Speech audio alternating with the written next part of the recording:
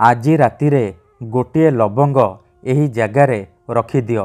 Guarantee ଦେଉଛି 5 ମିନିଟ୍ରେ ସେ ନାରୀ ତୁମ ପାଖକୁ ଆସିବ, ଯାହା ଚାହିଁବେ ତାହା କରିବ।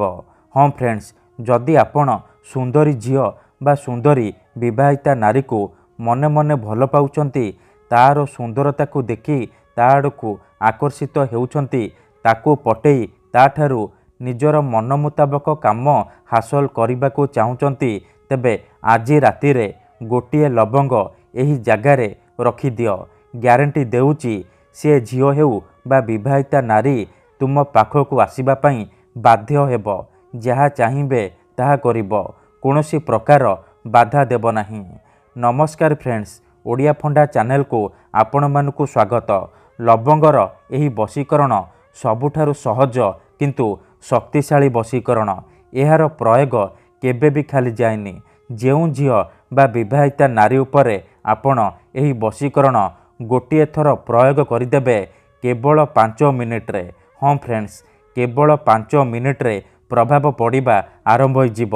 ସେହି ସମୟଠାରୁ ସେ ଝିଅ ହେଉ ବା ବିବାହିତା ନାରୀ ଖାଲି ଆପଣଙ୍କ କଥା ଭାବିବ, ଆପଣଙ୍କ ପାଖକୁ ଆସିବା ପାଇଁ ଛଟପଟ ହେବ।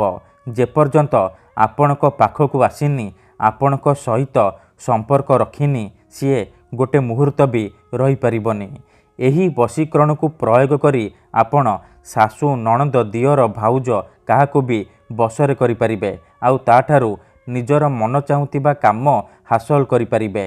ଯଦି କେଉଁ ଝିଅ ଆପଣଙ୍କୁ ଧୋକା ଦେଇଛି, ଛାଡ଼ି ପଳେଇଛି, ଆପଣଙ୍କ ସହିତ କଥା ହେଉନି, ଆପଣଙ୍କ ନମ୍ବର ବ୍ଲକ୍ କରିଦେଇଛି, ଅନ୍ୟ କାହାକୁ ଭଲ ପାଉଛି, ଅନ୍ୟ କାହା ସହିତ କଥା ହେଉଛି, ଆଉ ଆପଣ ସେ ଝିଅକୁ ଫେରି ପାଇବାକୁ ଚାହୁଁଛନ୍ତି, ତେବେ ମୋ କଥା ମାନି ଆଜି ରାତିରେ ଗୋଟିଏ ଲବଙ୍ଗ ଏହି ଜାଗାରେ ରଖିଦିଅନ୍ତୁ। ଗ୍ୟାରେଣ୍ଟି ଦେଉଛି ଆପଣଙ୍କ ପ୍ରେମିକା ବା ପ୍ରେମିକ ଯେତେ ଦୂରରେ ଥିଲେ ମଧ୍ୟ ରାତିଦିନ ଆପଣଙ୍କ କଥା ଭାବିବ, ନିଜେ ଆସିବ, ଆପଣଙ୍କର ପାଦ ତଳେ ପଡ଼ିବ, ଆପଣଙ୍କୁ ଭଲ ପାଉଛି ବୋଲି କହିବ। ଏହି ବଶୀକରଣ ଦୁନିଆର ସବୁଠାରୁ ସହଜ କିନ୍ତୁ ଶକ୍ତିଶାଳୀ ବଶୀକରଣ।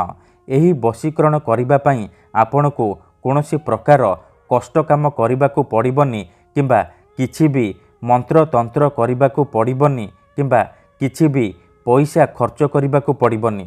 ଆପଣ ନିଜ ଘରେ ବସି ବସି ବିନା କୌଣସି ପଇସା ଖର୍ଚ୍ଚ କରି, ବିନା କୌଣସି ମନ୍ତ୍ରତନ୍ତ୍ର କରି ସୁନ୍ଦରୀରୁ ସୁନ୍ଦରୀ ଝିଅକୁ ପଟେଇ ପାରିବେ, ସୁନ୍ଦରୀ ଭାଉଜକୁ ପଟେଇ ପାରିବେ, ଆଉ ତାଠାରୁ ନିଜର ମନ ଚାହୁଁଥିବା କାମ ହାସଲ କରିପାରିବେ କେବଳ ଗୋଟିଏ ଲବଙ୍ଗର ସାହାଯ୍ୟରେ।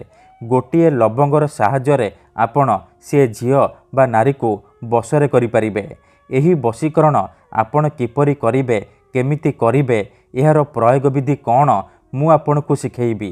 ଜାଣିବା ପାଇଁ ମୋର ଆପଣମାନଙ୍କୁ ଅନୁରୋଧ କି ଆପଣ ଭିଡ଼ିଓଟିକୁ ମୂଳରୁ ଶେଷ ପର୍ଯ୍ୟନ୍ତ ପୁରା ଧ୍ୟାନ ସହିତ ଦେଖିବେ, ତେବେ ଯାଇକି ଆପଣ ସମ୍ପୂର୍ଣ୍ଣ ପ୍ରୟୋଗ ବିଧି ଜାଣିପାରିବେ। ଅଧାରୁ ଛାଡ଼ିକି ପଳେଇଲେ କିମ୍ବା କାଟି କାଟି ଦେଖିଲେ ଆପଣ କିଛି ବି ବୁଝିପାରିବେନି, ପରେ କହିବେ ଗୁରୁଜୀ ଆପଣଙ୍କର ବଶୀକରଣ କାମ କରୁନି। ଦେଖନ୍ତୁ, ଯେଉଁପରି ଆପଣ ଭଗବାନଙ୍କୁ ମାନୁଛନ୍ତି, ଭଗବାନଙ୍କ ଉପରେ ବିଶ୍ୱାସ ରଖିଛନ୍ତି, ନିଜର ସବୁ ଦୁଃଖ କଷ୍ଟ ଅସୁବିଧା ଭଗବାନଙ୍କୁ ଜଣାଉଛନ୍ତି, ଯଦି ସେ ଅସୁବିଧାର ସମାଧାନ ନ ହେଲା ତାହାର ମାନେ ନୁହେଁ କି ଭଗବାନ ନାହାନ୍ତି। ସେହିପରି ତନ୍ତ୍ର ମନ୍ତ୍ର ହୁଏ, ବଶୀକରଣ କାମ କରେ, କିନ୍ତୁ ଏହାକୁ ଆପଣଙ୍କୁ ସିଦ୍ଧ କରିବାକୁ ପଡ଼ିବ, ପ୍ରୟୋଗ ବିଧିକୁ ଠିକ୍ ଭାବରେ କରିବାକୁ ପଡ଼ିବ। ମୁଁ ଆପଣଙ୍କୁ ଯେମିତି ଶିଖେଇବି ଆପଣଙ୍କୁ ଠିକ୍ ସେହିପରି କରିବାକୁ ପଡ଼ିବ, ତେବେ ଯାଇ ମୁଁ ଆପଣଙ୍କୁ ଗ୍ୟାରେଣ୍ଟି ଦେଉଛି ଆପଣ ଯେଉଁ ଝିଅ ବା ନାରୀ ଉପରେ ଏହି ବଶୀକରଣ ପ୍ରୟୋଗ କରିଦେବେ, ସିଏ ଗ୍ୟାରେଣ୍ଟି ପଟିଯିବ, ଆପଣଙ୍କ ବଶରେ ହେଇଯିବ, ଆପଣ ତାକୁ ଅତି ସହଜରେ ନିଜ ଆଡ଼କୁ ଆକର୍ଷିତ କରେଇ ପାରିବେ। ତେବେ ବିଧିଟି ଜାଣିବା ପୂର୍ବରୁ ମୋର ଆପଣମାନଙ୍କୁ ଗୋଟିଏ ଅନୁରୋଧ କି ଯଦି ଆପଣ ଆମ ଚ୍ୟାନେଲକୁ ନୂଆ ଆସିଛନ୍ତି, ତେବେ ଦୟାକରି ଚ୍ୟାନେଲକୁ ସବସ୍କ୍ରାଇବ୍ କରି ପାଖରେ ଥିବା ବେଲ୍ ଆଇକନ୍କୁ ମଧ୍ୟ ଦବାଇ ଦିଅନ୍ତୁ, ଯାହାଦ୍ୱାରା ଆମେ ଯେଉଁ ବି ଭିଡ଼ିଓ ଅପଲୋଡ଼ କରିବୁ ସର୍ବପ୍ରଥମେ ଆପଣ ଦେଖିପାରିବେ। ମନେ ରଖନ୍ତୁ, ଏହି ବଶୀକରଣ ବିଧିକୁ ଆପଣ କେବଳ ଶୁକ୍ରବାର ଦିନ କରିବେ, ରାତିରେ ଶୋଇବା ପୂର୍ବରୁ କରିବେ। ବିଧିଟି କରିବା ପୂର୍ବରୁ ଭଲ ଭାବରେ ହାତ ଗୋଡ଼ ଧୋଇକି ସଫା ବସ୍ତ୍ର ପିନ୍ଧିକି ଏହି ବଶୀକରଣ ବିଧିକୁ ଆରମ୍ଭ କରିବେ।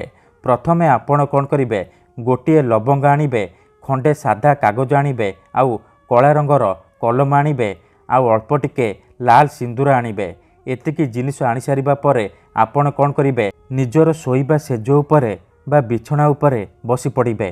ध्यान रखिबे जेमिति आपण को कहीं देखिबेनी किंबा अधारू डाकिबेनी। तापरे जो कागज आनिचंती से कागजरे कला कलमर साहाय्य प्रथमे आपण सेई झियो बा नारीर नाम लिखिबे जहाको आपण निज बसरे करबाको चाहूचंती आउ ता पाखरे निजर नाम लिखिबे।